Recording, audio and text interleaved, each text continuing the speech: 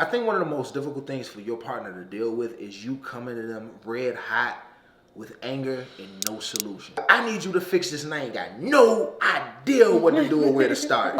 Okay, like what do I do with that? Now I'm pissed. Yeah. And now we about to until there's nothing left.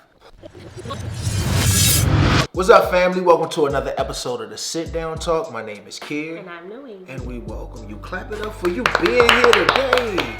All right, I see you, baby. If you are new to our channel, we welcome you. We hope that you stick around. It's a really good channel. If I do say so. If you are a repeat offender, you've been here 135,000 times before. We appreciate you just as well. You know where the cup's at, you know where the plate's at. Ain't nobody gonna make it play for you, partner. You gotta go do it yourself. Alright? You're not a guest here no more. You's family, so welcome. Alright, so I feel weird. Why? I don't know. It's just It's been a while since we've done one of these? Yeah, like, so we don't have a plan. I mean, we usually never have a plan. We usually have loose plans, but we at least kind of like, we'll have like a quick powwow for like 5 minutes before we record. This one, we're just like, you know, we just tease with it, tease. So yeah, and y'all know, I feel like loosey goosey though. But you a loosey goosey person. I'm like so organized. I'm like, I don't know what's gonna happen, but I'm down. That's one of the things I like most about the Sit Down Talk is the spontaneity.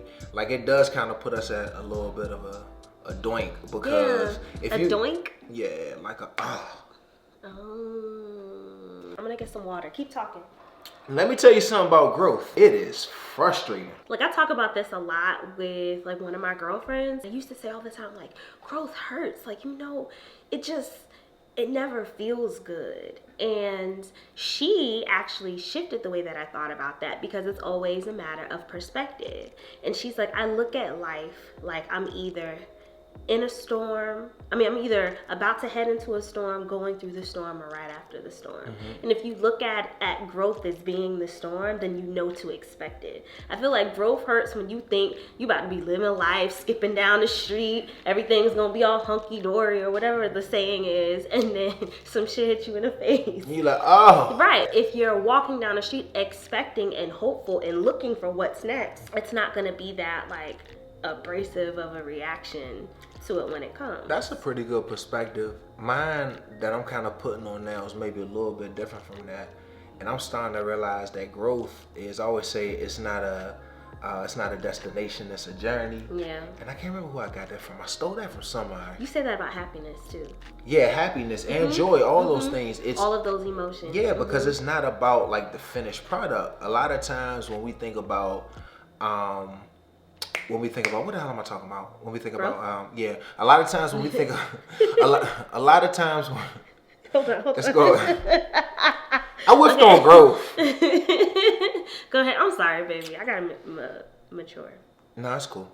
But like mature. A lot of times with growth, what we envision when we say growth isn't like making mistakes and fixing them and trying again differently next time, and then making mistakes and fixing them and then trying again differently next time, because we get so concerned with the fact that we still don't have it right. Yeah. That is actually what growth is. Yeah. Growth isn't the finished product when you don't make mistakes anymore. It's like, no, you make that mistake differently from the experiences that you learn. And like shaping growth that way for me, it's helped me look at it different. Man, listen, I'm starting to realize some shit about some shit. Like, for real. Sorry, he's getting all his off because E is now the swear police, and she tells us. FB motherfucking man. Listen. God damn. So we just gotta let out the curses now because she ain't here. Like, legit, I could be upstairs, and she's like, Mommy, don't say that word. What did I say? And then she know. How does she know what cuss? No, we're not. I don't know how she knows. Rabbit hole, baby. You right. Rabbit hole. Growth. Rabbit hole. See? We back to growth. See? One of the reasons that I've been fixated on growth is because some of the things that have been happening in our relationship since we met, and like even some of the things that we still kind of stumble on, and that's what kind of led us to today's topic of anger. Yeah. And anger in a relationship, more specifically. Yeah. This is gonna be a little sensitive to talk about because anger and frustration is what leads to relationships being over. Yeah. No marriage has ever ended because it got damn it, Alicia, I'm too happy. This relationship is too perfect and I want out. Yeah. That doesn't happen. We kind of learning that leaning into those conversations ain't the same in year number 1 of each other as it is in the year number 6 or year number 7. And we kind of think of our relationship from like the point of where we decided, all right, let's be exclusively together. Yeah. But our relationship actually started the day we met. And we just keep learning and unlearning and relearning things about each other. And like oftentimes that can lead to anger, you know? It can lead to frustration. Oftentimes, it always leads to anger. I try to slide in smooth with the oftentimes. I will say what we are talking about is very specific to our relationship, but if you can relate, let us know down in the comments. Just help us know that we're not crazy. If you ever been angry at somebody you were romantically involved in, this video is for you. What hurts the most about that anger? Like, people piss us off every day in life. Every day you run across people that rub you the wrong way. Like, what is it about this thing that increases the festivity to a level that doesn't exist outside of it? Give it to me. And it's something that I'm working on, because like as an adult I realized that like that's not cool. But for me it's pride. It's me knowing that like you get away with stuff that I would never let no other dude get away with. I'm like, why do I let you do this? Like, why? Like, why do I let you get to me? I'm so good at people not getting to me, and you do, and it just pisses me off. Makes you feel like you let your defenses down. It does. And it's just like, no matter, and I won't even try to put walls up because you're my husband. It's like, it's one of them things where it's like two sides of me. Like, one is like, sis, you really gonna let him talk to you like that? And the other one is like, sis, that's your husband. He's the exception. What makes me the exception? Just because we're married? Well, yeah, I think it's not just because we're married, it's the commitment that I made when I married you. Like internal commitment or like vows and stuff? Both. Yeah. You know, like, it's like, yeah, I feel like you should probably do those things with your husband, but I can name people that I could have married that I wouldn't have done it for. You know, it's a choice. I chose you to do that with. I chose you to, like, even when you're talking about learning and unlearning and relearning somebody else, to me it's really about learning, unlearning, then relearning things about myself. And that's the part that pisses me off. It's like, I gotta change? Nah, he gotta change. Yeah, you right. Because when you first said that, I'm like, man, I ain't got no pride issues in the relationship.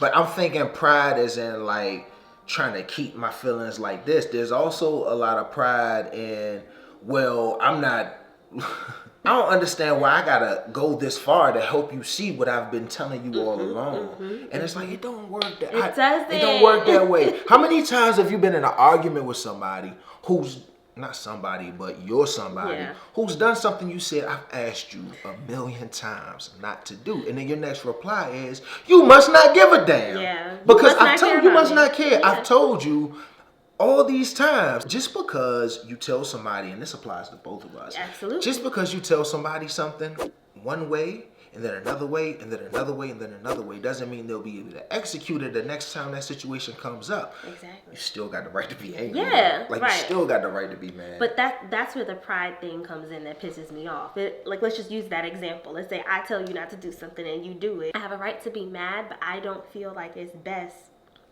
to get on you about it. Like, in that way. Like, I don't think it's best for you to be like, you know how important this is to me, because no, you don't. I told you that it's important to me, but you clearly don't feel the, you know what I mean? It's not the same kind of priority to me that it is to you. And that leads to a lot of anger in a lot of relationships too. Prioritization of importance. On a scale of importance from 1 to 5, there are things that may be a 5 to you and a 2 to me. And there are things that may be a 4 to me and not even register on your radar. Yeah. And there's the expectation of, well, how will you treat the things that I find important? If you've been here, you know I say this all the time. The second someone treats your 5 like a 1, you're going to be like, well, wait a minute. And then some of the smaller important parts of your relationship get called into question. So that pride gets, and it's like, how dare you question me with all the stuff I do outside of this one little thing you don't like? Yeah. And that's the pride. Now 2 prides are fighting each other, and the resolution is just outside getting cold because it ain't old enough to get in yet. Listen, the quickest way to get an eye roll from me in an argument is to be like, how dare you? And I'm like, How dare you? I'm good now for a house. Like, how dare you? Like, you talk to me like that? I'm just like, what are you Like even me talking like that? about? Like, what? Like, of all the people, me? But it's easy in those moments to take things like very personally. Everything feel personal in that vacuum when you're pissed off, because nothing happens in isolation. Everything happens in context to some stuff that's happened before. Yep. Even like issues, you know, there's a video with a police officer being a little bit rougher than he should be with a young black kid. In isolation, it's like, man, he shouldn't be doing that. But in context to everything that's happened in this country, take things that happen to women, take things that happen to the LGBTQ community. Like, everything is in context to the past. I walk in and she's upset, and I double up, and whatever she's upset at, I make the problem worse. And we haven't had a chance to talk about it yet. She's not just mad at this isolated incident. I'm mad at everything. It's everything connected in the past 40,000 years of us knowing each other. It's the thing last week that I wanted to get on you about, but I'm like, nah, it's not a good time. But today, that's me all the time. Like, once I get mad, it's just like everything I've been holding in that whole week. Like, and you let the toilet seat up. Nasty. Which, to be fair, is not really fair to your partner, because you become like a storm cloud. You went out into the ocean and you collected all this water, and then you about to just rain for like a whole month on my little city. I've been guilty of definitely doing the same thing in the past, because it's hard to talk about that in the moment. Just because you feel it don't mean you got the language or you got the heart to really, you know, battle it out right then and there. So this is the longest intro ever. I thought we was already getting into it. I thought we were going to start with a story time. Oh, yeah. Okay, so... Did you want to or no? Yeah, we can. Perhaps we need to provide a little bit of context. I'll start with... Come on, dog. You trying to be like me? You try to say context anytime I say context? Yeah, I'm trying to show everybody that we twinsies. He's so easily bothered. He'll be back. So Noémie just recently had a photo shoot, which went amazing, by the way. It's the last vlog episode. If you haven't had a chance to go check it out, please go do that after this video. It's dope. The day got away from us in the middle of shooting and filming and taking care of Boob and just being humans on earth. Like, the day got away from us. And I had a lot of work to do that day as well. I dropped Boob off at her learning pod. I dropped Boob off late. I had to pick her up at a certain time. I had like 2 hours to get a whole bunch of work done. And I was like, hey, Noémie, glad we got the photo shoot out the way earlier. Can you pick Boob up this afternoon? Like, I need my time to do the editing, wop, shablip. She was like, well, I gotta work. I need you to hold her down tonight. And I was like, okay. We didn't really understand what the time was looking like for the both of us. Both people were on scratch schedules, but somebody's has to take the priority. In my mind, I'm like, oh, she doesn't think my work is work. Because she actually said, like, I got work to do at my job. Now, in my mind, that's mad disrespectful, because I'm like, oh, so because I don't have a 9 to 5 anymore, the stuff that I do is not work. And you don't respect my time, clearly. You galvanized my whole morning. And you ain't even apologize or acknowledge it. Let me just say one thing. What's that? The work comment just meant that I had a deadline. So when I say I got work, Oh, yeah, or when I ask people, you got work, I mean, like, do you need to submit this by 5 p.m. or can you possibly do this tomorrow morning? Which I know now, because at the time, we talked about it after. But so he was mad. I had no idea. And I knew you didn't know I was mad. That's why, like, I took the rest of the day. I was like, all right, we're gonna handle what we gotta handle for you to make sure you're straight, but we're going to talk about this. I don't think we spoke much the next day or later on that day. Yeah, and we spoke the next morning. Well, we didn't really speak the next day because I pulled the all-nighter that night. I was like, hey, like, I need to talk. Like, I'm not cool with what happened. I don't like the way it went down. I feel like in that moment, you didn't respect my time. And she looked at me with the blankest face ever to let me know that she had no idea what the hell I was talking about.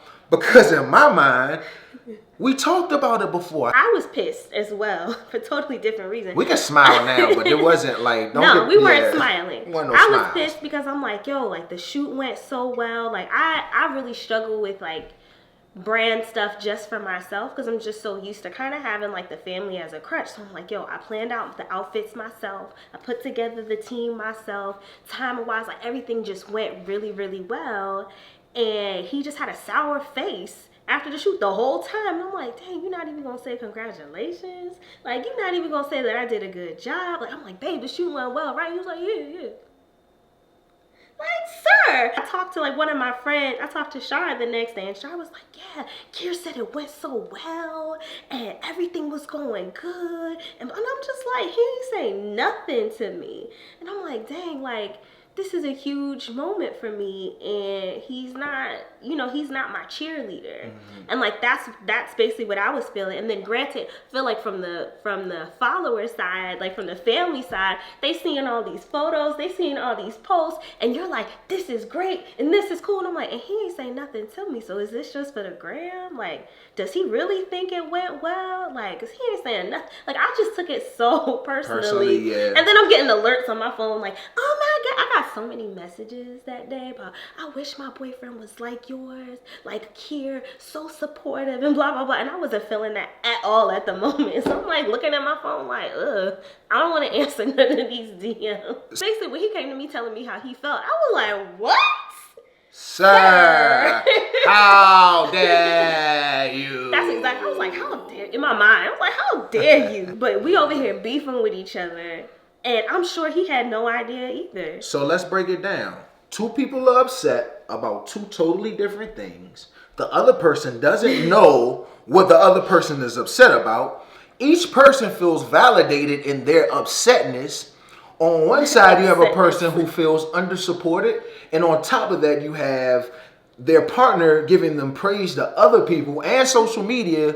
At least they feel like, you know what I'm saying, without giving it to them respectfully. And on the other side, you have a partner who feels like they sacrificed an entire day and it got left unacknowledged. Yeah. This is where the mad thing goes bad. Because there's two different sides, but at some point, somebody gonna have to inch closer to the other person's, and then there's gonna have to be something reciprocated just like that. Yeah. Because if we both stand individually and be like, well, I was wrong and I need you to fix it, or I need you to acknowledge it, over something that isn't currently fixable because it happened already, then where does that leave you exactly? Yeah. And the answer for us was bad. We had a really bad falling out because of that. And what's funny is in that falling out, the original conversation, in that falling out, like a lot of nasty stuff, all the other stuff that you just be like, you know what, I'm going to let that slide right now because it's not that important. All that just comes out and it's just, and next thing you know is holes in all of your walls. Yeah, our arguments get heated. They get heated. And then my favorite thing about our arguments is they get heated and then don't get solved. Nothing. Not in a moment. And now we both, not only were we mad, now both of our feelings hurt. Like, not only are you butt mad, but your feelings real hurt too. Butt mad. I don't know. I used to say that all the time as a kid. Like, do y'all say that? Butt mad. I ain't never heard nobody say butt mad. I heard a butt hurt.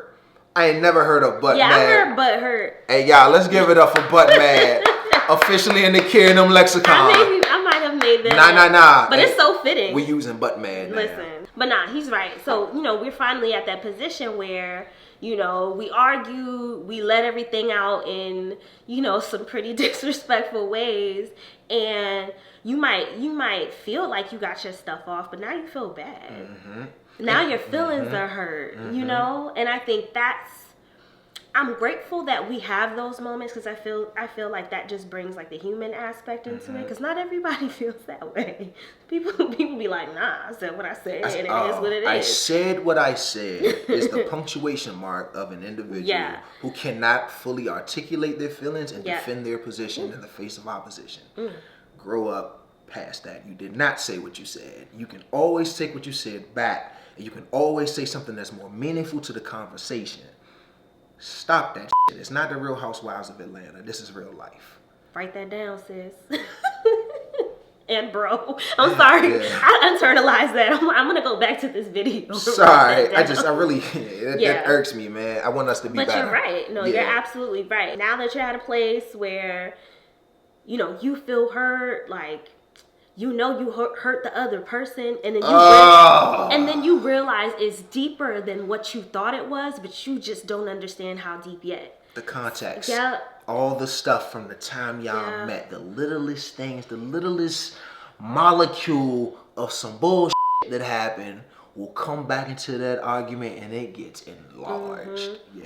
No matter how deep you buried it, it No always matter comes how out. deep you It dig. always comes out. Because you can't bury feelings permanently. You can't. It's impossible. You can't. In the past, what I would do is I eat my feelings, I hold on to them, I not say nothing. Instead, what I do is I use my distance as kind of like a weapon, because you won't feel my words and you'll feel my absence from you. That don't work with this thing we got going on here, because making her more upset doesn't fix the issue. Because it's like two issues in your head. On one side, you're like, hey, I want to resolve this problem so I don't feel like this no more. And on the other side, you're like, hey, you, I want you to feel pain. I want you to feel the way you just made me feel, and probably even worse. And the whole space for both of those things in your head and your heart is like real conflicting, especially if you're married to the you part.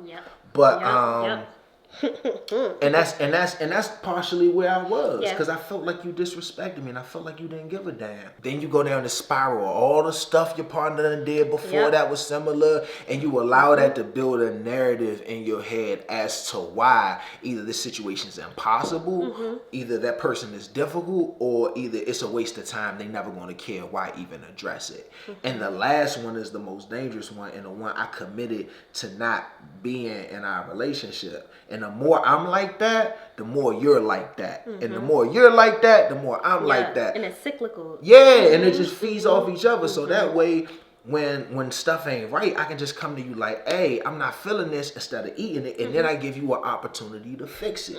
Or I give us an opportunity to fix it. If I tell you, then you're like, all right, boom, this is what I can do moving forward. And then I'm like, all right, boom, this is what I can do. But if I just use my silence and I never tell you why I'm upset, and I never tell you what you did to hurt my feelings, and I never tell you what I need to feel better, how would you ever know? And how do you ever get the opportunity to fix it?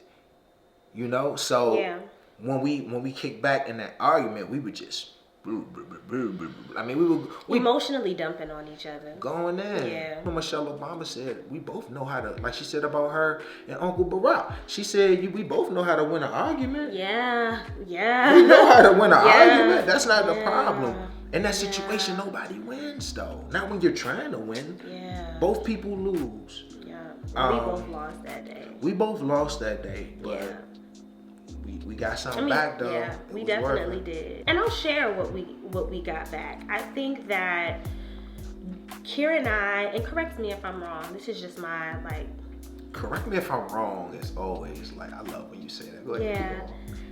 Because I know we always have different opinions. So what I really mean is not correct me if I'm wrong, but I'd love to hear your feedback based on what I'm about to say.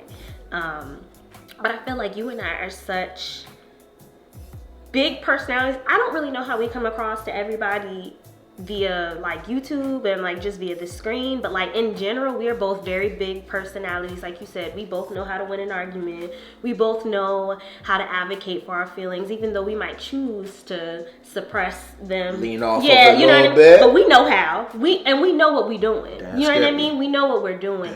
And I feel like when a strong personality feels attacked, like the initial reaction is to like buck up, you know what I mean? Get your fists ready and get ready to fight. Like there's no flight reaction when it comes to us and ourselves. It's a fight or fight harder. The express lane to anger for us is the fact that we know we can do it and we choose not to, and we're just like, damn, yo, like she don't even know I can ruin her life right now. Like I can just tell her about herself right now, because you're recognizing things I don't know about myself, and then me the same for you. It's just like, yo, I can really tell him about himself right now. Which is the worst possible moment.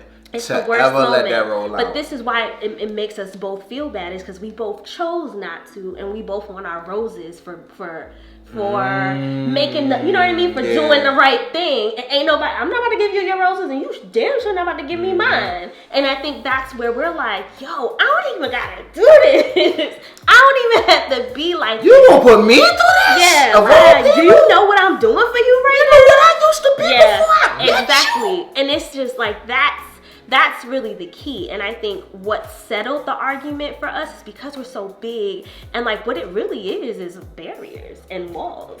And because we have those personalities, or at least are used to being those people in our lives or in previous relationships, like, we finally were vulnerable.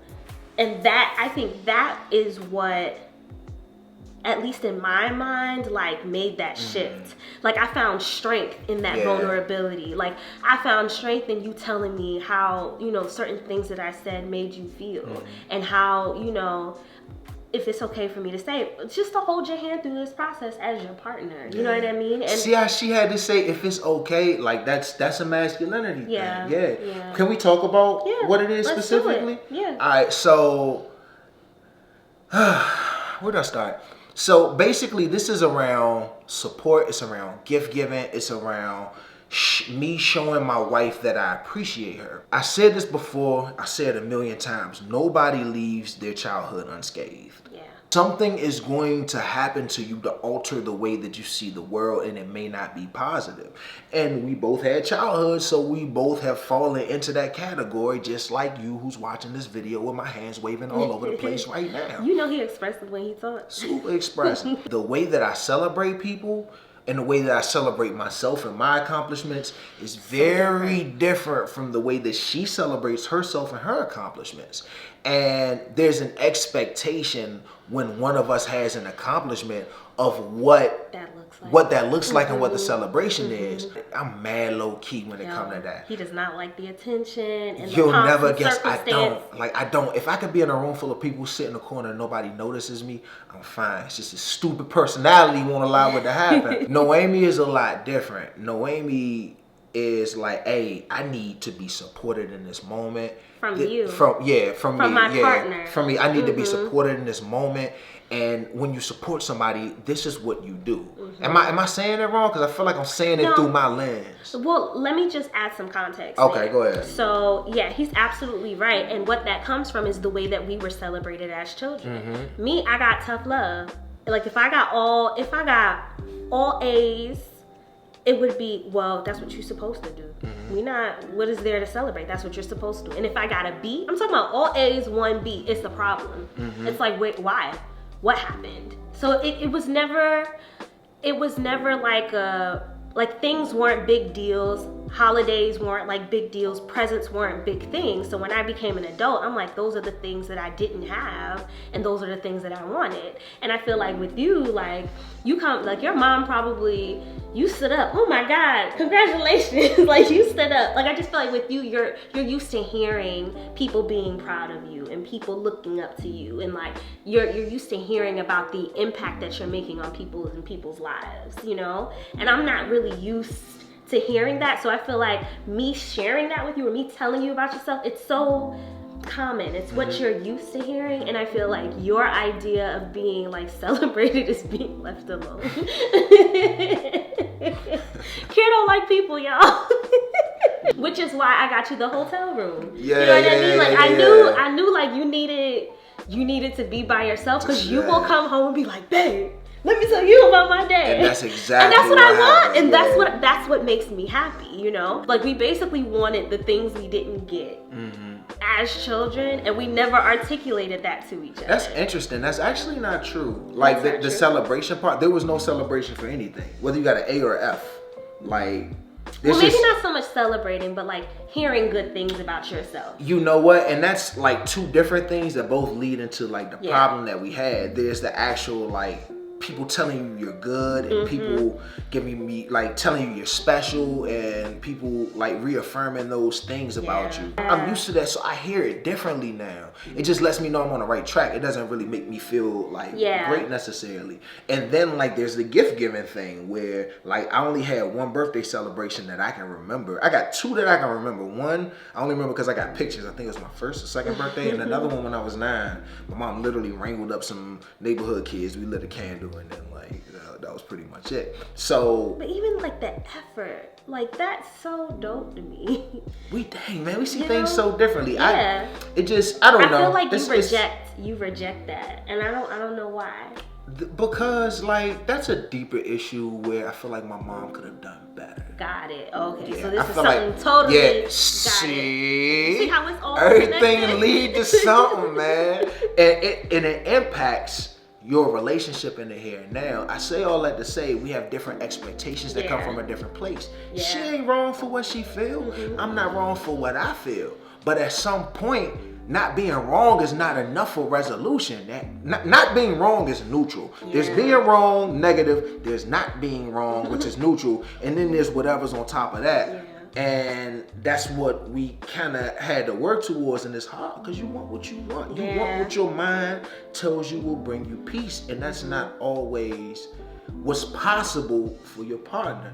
Right. Because they're an entire person that has an entire idea and life story. So what I'm taking away from that is what I'm taking away. What are we on Clubhouse? Like, ugh. Message. But when you were talking about all that, like, it just made me think about, like, yes, you have a right to be angry and you have a right to want the things that you want and express when you don't get those things, especially when you feel like you've articulated that you needed those things. But I think what I learned most in that moment was, like, I can't ask you to do something so meticulously and expect you to understand the root of me wanting that if I don't express that to you. So it's like when you say, and one of the things when we, you know, finally sat down and talked, like, Kier was like, I need you to, like, walk me through these things. I need you to hold my hand through, you know, something as, like, not simple, but in my mind, I think it's simple, is an anniversary gift. Like, babe, it's her anniversary, get a gift. And it's just like, in my mind, I'm like, you're supposed to know that. You know, but in my mind, I'm like, you're supposed to know that. And I don't, quite frankly, I didn't respect or understand the reasoning behind not knowing that. But I think when we finally sat down and I heard more about his childhood and I heard more about, like, what it was like for him growing up, it was easier for me to commit that to memory because I had a story and, like, a reasoning behind it. Oh, wow. I never thought about it like that. Kier talked to me first and I needed a minute to figure out how I was feeling. But him doing that made me think about why I felt the way that I felt, and it kind of inspired me to share with you the same way that you shared it with me, because I'm like, he needs to understand where this comes from, and that's going to require me to do some pre-work. Because I think we look at relationships and be like, I'm broken, help me pick up the pieces. But, like, I'm going to walk away from something that no longer serves me. No, that's not where I'm going. You just want to listen. That's not where I'm going. I'm not gonna say just nothing saying, people, or at least me, I wanted him to help me pick up the broken pieces. But I think it'll be helpful if you let somebody know how it broke. Like, you know what I mean? Like, you may not know for sure, but part of the healing process of picking up those, you know, broken pieces, as we say, is understanding how it got to that point. It took me a second to really think about how I felt, why I felt the way that I felt, and where those feelings were coming from, so that I can come to him with love. Because coming to him with love isn't, hey, do these things. Coming to him with love is, hey, this is the trauma that I've experienced. I'm not really sure how to fix it. This is what I think is gonna work. What are your thoughts? You know what I mean? And then, like, with that, we're working through it together. Like, I'm giving you context. I'm showing you that I did my pre-work. I'm not coming to you asking to save me or to fix this arbitrary problem. I'm coming to you sharing with you that I'm broken in this way and I'm trying to figure it out. Can you help? I think one of the most difficult things for your partner to deal with is you coming to them red hot with anger and no solutions. Yeah. And it's like, I'm mad at you. You may not be fully aware, but I need you to fix this and I ain't got no idea what to do or where to start. And it's like, okay, like, what do I do with that? Now I'm pissed. Yeah. And now we about to until there's nothing left. Let's talk about how we came to solution. So there was original blow up. Then it was like blow up part 2. Then you came to me about your Then next day I came to her like, hey, like, are you ready to talk? Because we had nothing to say to each other. I was still angry, but I knew you needed to talk. And I knew it wasn't my moment. So I remember saying, like, I don't really got nothing to say to you right now. But I can sit and I can listen. I can listen. And that's exactly what she did. She sat and she listened.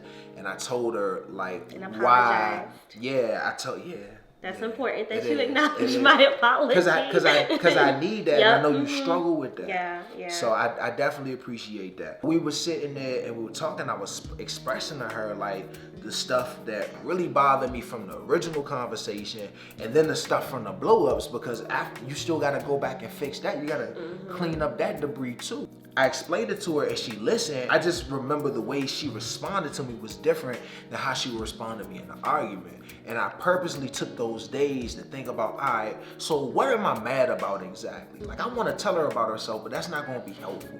Because I want to give it to you, but that's not going to be helpful. So, like, what am I angry at? All right, so what do I really want? And sometimes I got to write it down on my phone to really get it out. I got notes too. Yeah, like, what do I really want? That way I can look at it and I'm like, bruh, that don't make no sense. Delete. You know? Yeah. I do the same. Did you know I do the same thing? Nah, I didn't actually. Man.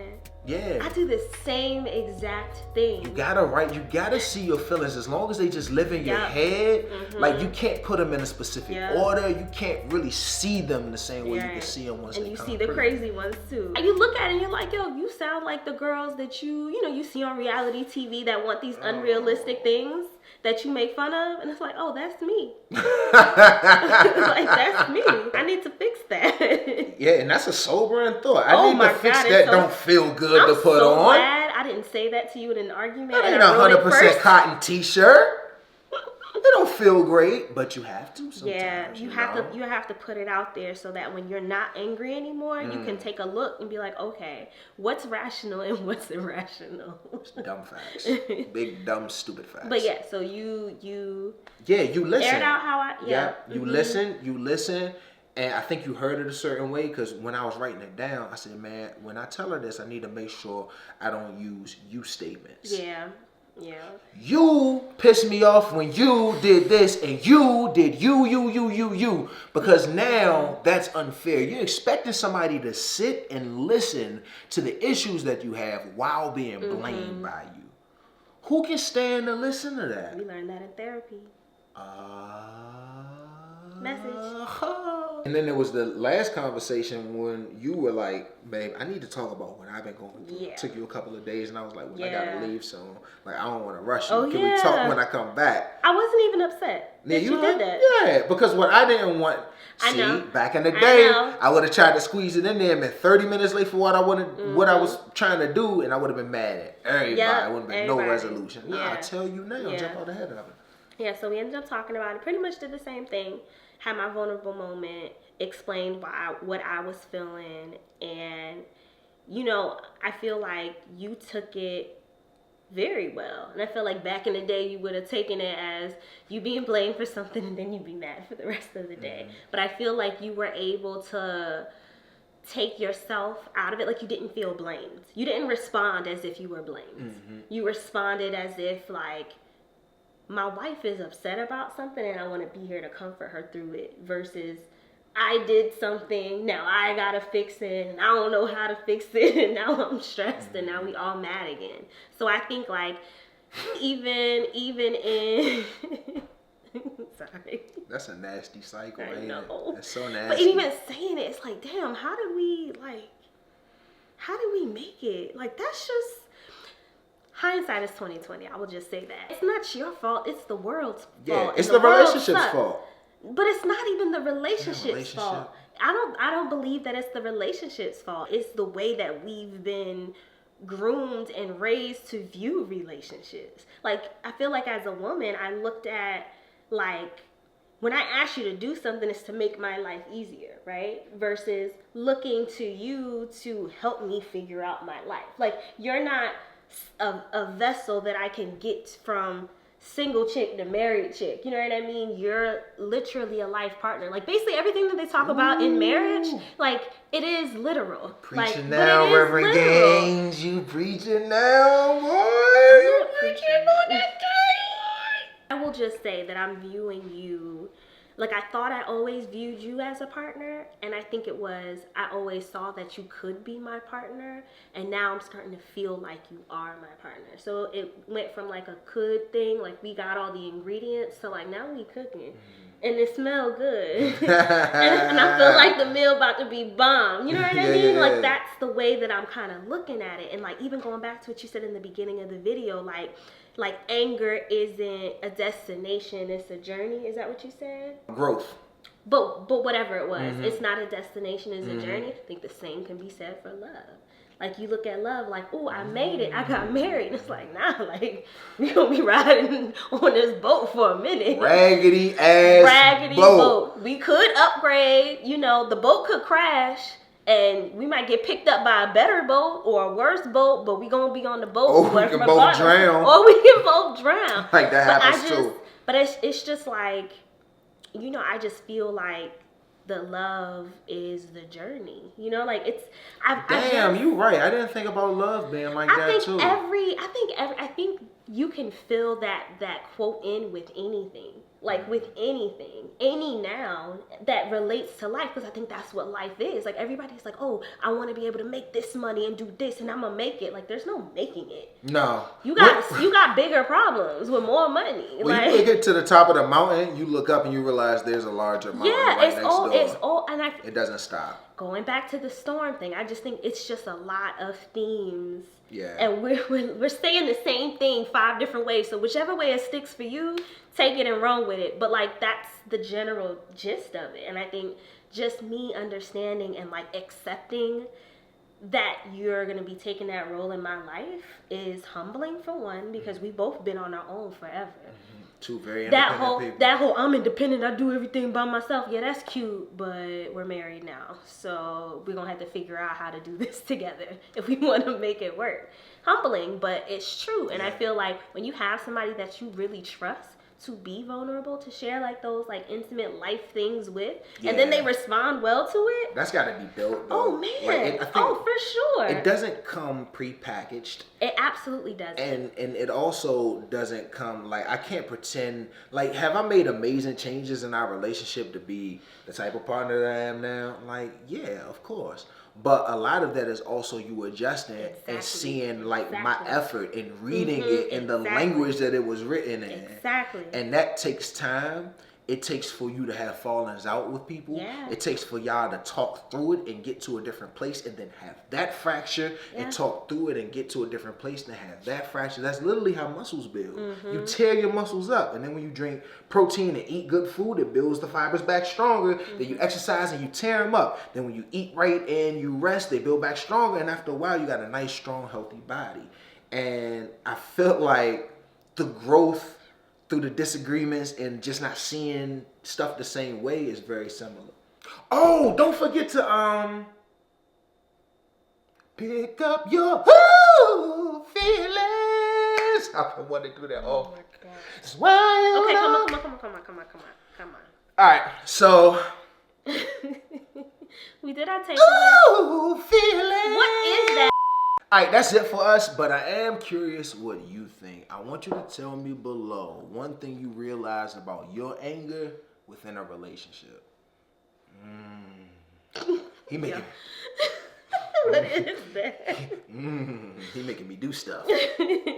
Yeah, Kier is good for making you work. Yo, I be like, real talk. So I got this series on Instagram called 3 Things, and it's just 3 things that could just help you in life. Sometimes it's mental health related, sometimes personal growth. And people be commenting like, wait, explain to me. So how do I gain self-awareness? Like, bro, Google. Like, I'm not going to do the whole thing for you. If you see something you don't understand, Google it and do the research. You'll be surprised at what you find. Thank y'all for tuning in. Make sure you hit the notification button so that you can know of all of our posts as soon as they post. Also, make sure that you hit the like button and make sure that you hit the subscribe button, because that's very important. There.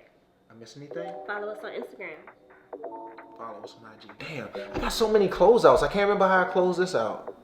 I was about to say live and be well. Live and be well. That's 3 things. Hey, love y'all. Catch y'all next Wednesday. Deuces.